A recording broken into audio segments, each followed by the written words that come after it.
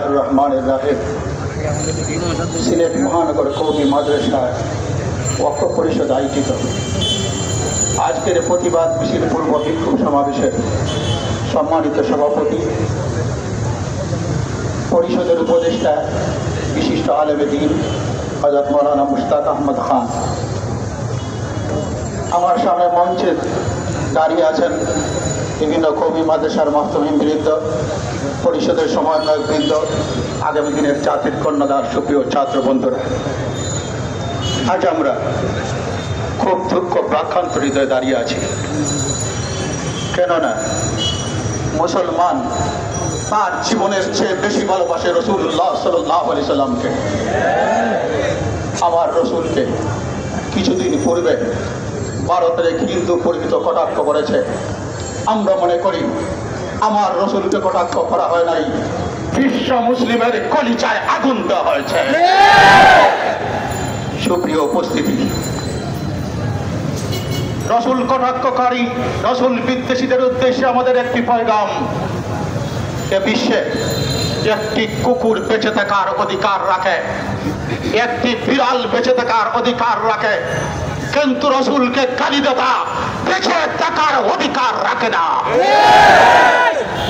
এই পৃথিবীর বুকে একজন রসুলের সৈনিক আর রসুল বিদ্বেষী একসাথে থাকতে পারে না। রসুল সৈনিক তাকে জাহান্নামে পাঠিয়ে দিবে। এজন্যই আমার নবী সাল্লাল্লাহু আলাইহি সাল্লাম বলেছেন, মান সাব্বা নবিয়ান ফাকতুলু, যে নবীকে গালি দেবে তাকে হত্যা করা হবে।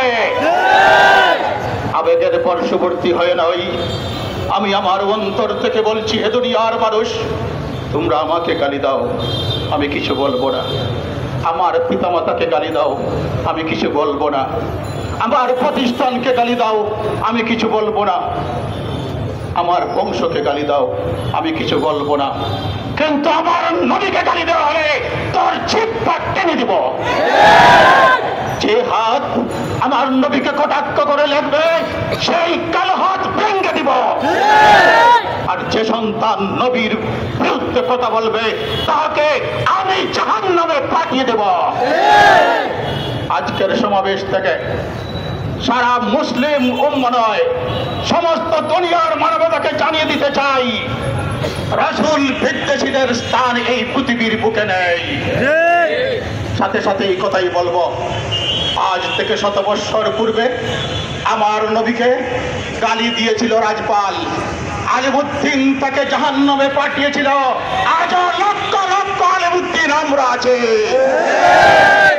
জেনে রাখবেন, যে নবীর দুশমন সে আল্লাহর দুশমন, যে নবীর দুশমন মানবতার দুশমন, যে নবীর দুশমন মুসলমানদের দুশমন।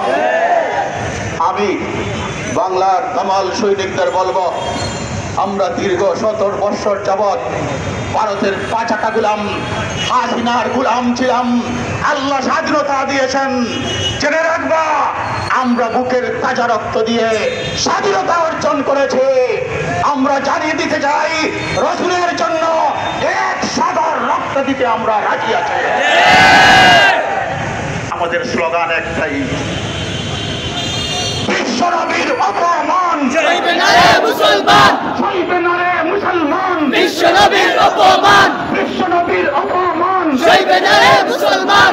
ভয় করি না বুলেট বোমা, আমরা সবাই রাসূল সেনা, আমরা সবাই রাসূল সেনা। ভয় করি না বুলেট বোমা। মান সাব্বা নবিয়ান ফাকতুলুহু ওয়াজিবান, ফাকতুলুহু ওয়াজিবান। মান সাব্বা নবিয়ান, মান সাব্বা নবিয়ান ফাকতুলুহু ওয়াজিবান। তারিকুনা তারিকুনা, আল জিহাদ আল জিহাদ, সাবিলুনা সাবিলুনা। আল জিহাদ আল জিহাদ। সাথে সাথে বর্তমান সরকারকে জানিয়ে দিব, এ পর্যন্ত আমার রাসূল অপমানের প্রতিবাদে আপনারা ভারতের রাষ্ট্রদূতকে রেখে এ পর্যন্ত প্রতিবাদ করেন নাই।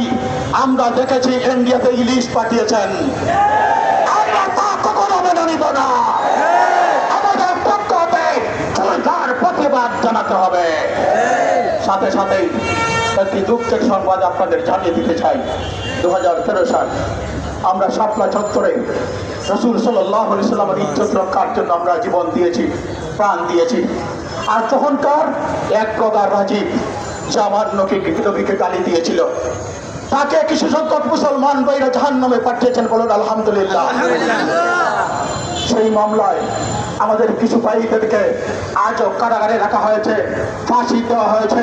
হুঁশিয়ারি উচ্চারণ করতে চাই, একজন নবী প্রেমিকের ফাঁসি হবে আর আমরা ঘরে বসে থাকবো, তা কখনো হতে পারে না।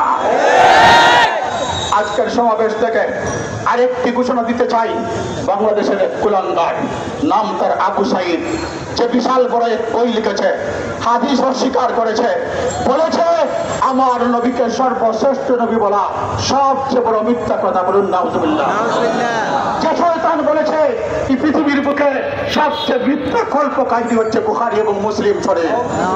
আজকের সমাবেশ থেকে জানিয়ে চাই, আবু সাইদের স্থান বাংলার ভূমিতে হবে না, সিলেটের ভূমিতে আমরা তাকে অবাঞ্ছিত ঘোষণা করলাম, সেখানেই পাওয়া যাবে, সমুচিত জবাব দেওয়া হবে। সাথে সাথে সরকারের উদ্দেশ্যে একটি কথাই বলবো, 1994 সাল ওই সেই সিলেটের মাটি যেখান থেকে প্রিন্সিপাল হাবিবুর রহমান ঘোষণা করেছিলেন বাংলার ভূমিতে কোনো নাস্তিক মুরতাদদের স্থান হতে পারে না। আমার জীবনের শেষ রক্তবিন্দু দিয়ে হলো বাংলা থেকে নাস্তিক মুরতাদদের প্রতিহত করব। আমরাও জানিয়ে দিতে চাই, আবু সাইদরা বাংলাদেশে থাকবে আর আমরা থাকবে, তা খবর হতে পারে না। যুব সমাজ তৈরি হও, ভারত বারবার আমার নবীর উপর আক্রমণ করবো আর আমরা আঙ্গুল চুষবো, তা হতে পারে না। বাঁকা আঙ্গুল ছাড়া কি উঠে না, আমরা বাঁকা আঙ্গুল করতে জানি। আগামী দিনে কাজওয়ায়ে হিন্দের প্রস্তুতি গ্রহণ করো, ইনশাআল্লাহ কোন মালাউনের স্থান ভারত উপমহাদেশে হবে না, হবে না,